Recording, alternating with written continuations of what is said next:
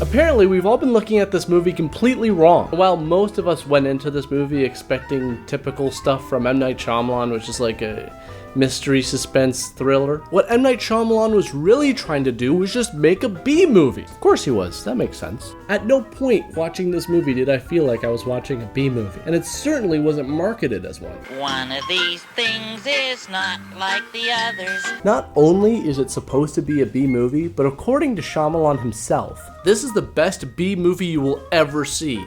That's it. That's what this is. If there's other things that stick to your ribs as you walk out, that's great.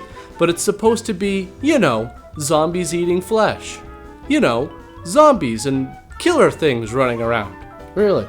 Well, then I must be incredibly mistaken because there's nothing like that in this movie. The only killer thing running around in this movie was a bunch of plants that released a toxin to make humans kill themselves. See, most B movies have some sort of antagonist that's terrifying, like a monster, giant spiders, a shark octopus, two-headed shark, shark tornado, dino shark, more spiders, killer tomatoes, killer clowns from outer space, giant women. Even if you don't want to have like a monster per se, you can still have something act as the antagonist, like some kind of natural disaster, like an earthquake or some kind of end-of-the-world type situation. Even if it's not something that you can see visually, sometimes you can create something that's just as terrifying using just audio, like in Jaws or the Blair Witch Project. But in The Happening, the antagonist is just plants, and this is the visual representation of that.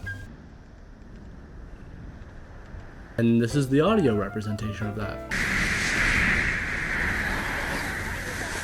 And while the idea of like all the plants in the world suddenly turning on us and want to kill everybody sounds pretty intense on paper, it just doesn't really translate to the big screen that well. Watching the movie, it pretty much felt like any typical M. Night Shyamalan film, trying to create mystery and suspense, but let's make it clear, there's a big difference between mystery and confusion. You see Mark Wahlberg's face here? That was my face throughout the entire movie. So at the beginning of the movie, everybody in Central Park is affected by the toxin, except this girl. Why not her? It's not like she's not breathing it in, it's blowing right in her face. Well, believe it or not, there is actually an explanation for this. And while they go into it more in the script, apparently some people aren't affected by the toxin because they give off good vibes. What the does that even mean? So you mean to tell me that everybody else in the park was giving off bad vibes? So the theory in The Happening is that like all the trees and plants are feeling threatened by humans. So I guess like groups of like 5 or 6 people don't really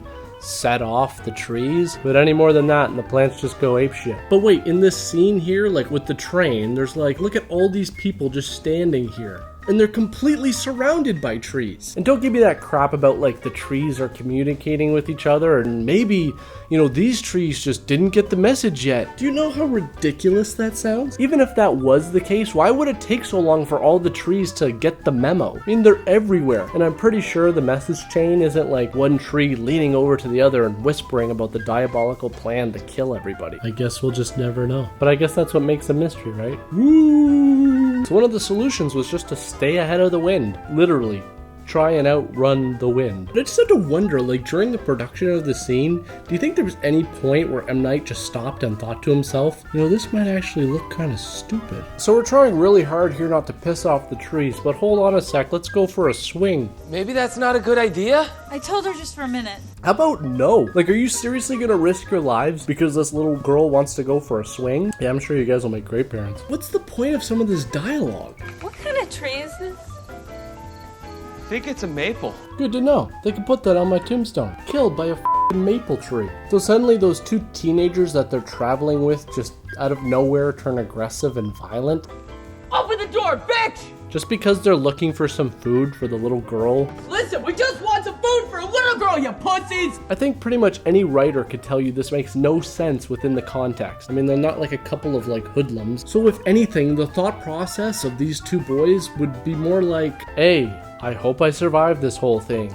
B, where is my family right now? C, I hope my family is still alive. D, I'm pretty scared because I have no idea what exactly is going on. Instead of, hey, let's kick this door down and rob these people inside because we gotta get some food for this little girl that we've never met before and have no connection to. Killing 2 young teenagers with a shotgun, you think that would send out some bad vibes to the plants, eh? Apparently not. So they meet this crazy lady who like invites them in for dinner, but then slaps them when they're trying to eat the food, accuses them late at night of like conspiring to kill her. Plan on murdering me in my sleep? What? No. So she goes for like a walk in her garden and gets poisoned by the gas. Why? She's out there all by herself. There's no one else around to make the trees feel threatened. Oh, maybe she was putting out a bunch of bad vibes. I mean, like really bad vibes. Worse than killing 2 kids with a shotgun. And how would they know the exact minute that the happening stopped happening? Do I really have to explain how incredibly impossible that is? Just because Mark and Zoe decided to step outside and stop their petty bickering about the relationship does not mean that at that exact second every plant in the northeastern United States decided to stop releasing the toxin. But what's really weird is at the end,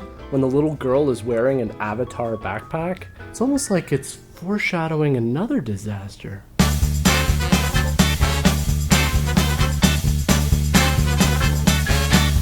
If you guys want me to do The Last Airbender, then give this video a thumbs up. I might do it. I might not. Guess it's a mystery. Woo!